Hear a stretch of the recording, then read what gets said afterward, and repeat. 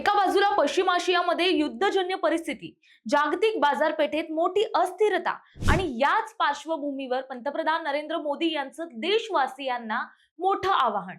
पण असा निर्णय घेण्यामागचं नेमकं कारण काय आहे?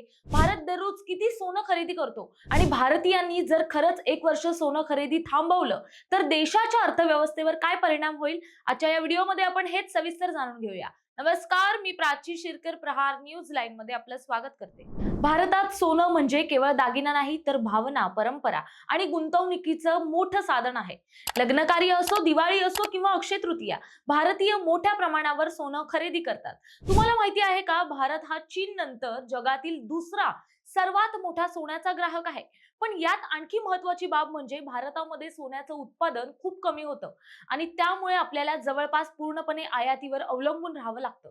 भारतात येणारं 40% सोनं स्वित्झर्लंड, 16% UAE, 10% दक्षिण आफ्रिका तर 8% सोनं हे पेरू या देशातून आयात केलं जातं. म्हणजेच भारतीयांच्या सोन्याच्या हौसेसाठी अब्जावधी डॉलर परदेशात जात आहेत.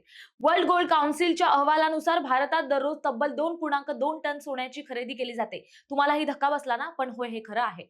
आणि याची किंमत असते जवळपास 2000 ते 2200 कोटी रुपये दररोज. फक्त 2024 मध्येच भारताने 724 टन सोनं आयात केलं. त्यापैकी 563 टन सोनं हे दागिन्यांच्या स्वरूपात विकलं गेलं. आता प्रश्न असा आहे की पंतप्रधान मोदींनी अचानक सोनं खरेदी करू नका असं का म्हटलंय? याचं कारण म्हणजे 2025-26 या आर्थिक वर्षाच्या पहिल्या 11 महिन्यात भारताने सोनं आयातीवर तब्बल 6 कोटी रुपये खर्च केले आहेत. मोठ्या प्रमाणावर डॉलर बाहेर गेल्यामुळे भारतीय रुपया कमकुवत होतो आणि देशाची आर्थिक तूट वाढते. पंतप्रधान नरेंद्र मोदींच्या मते जर भारतीयांनी एक वर्ष सोनं खरेदी थांबवलं तर हा पैसा देशातच राहील. तर तो कसा? जर भारतीयांनी एक वर्ष सोनं खरेदी थांबवली तर लोक हे पैसे बँका, शेअर्स किंवा बॉन्ड्स मध्ये गुंतवतील, ज्यामुळे भारतीय अर्थव्यवस्था अधिक मजबूत आणि आत्मनिर्भर होईल. पण आता सर्वात महत्त्वाचा प्रश्न, तुम्हाला काय वाटतं? भारतीयांनी खरंच एक वर्ष सोनं खरेदी थांबवावी का?